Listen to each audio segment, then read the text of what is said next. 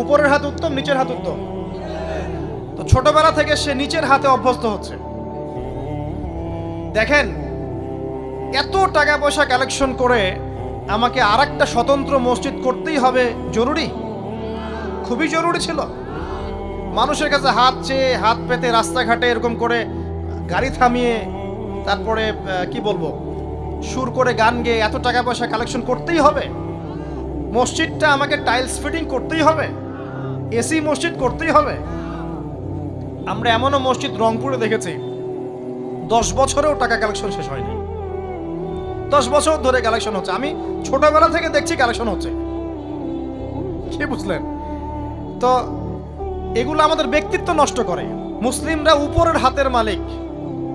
সারা বিশ্ব আমরা একসময় চালিয়েছি। এই পশ্চিমা সভ্যতা আমাদেরকে কি শিখায়?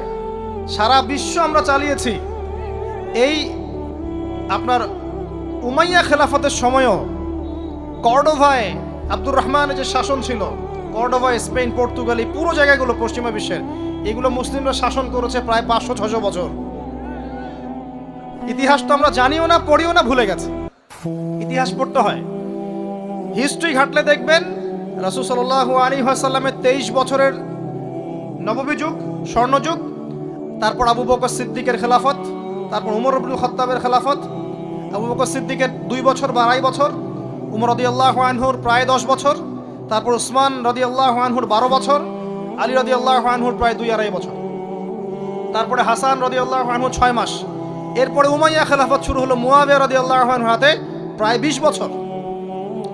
উমাইয়ারা শাসন করেছে প্রায় 90 থেকে 100 বছর।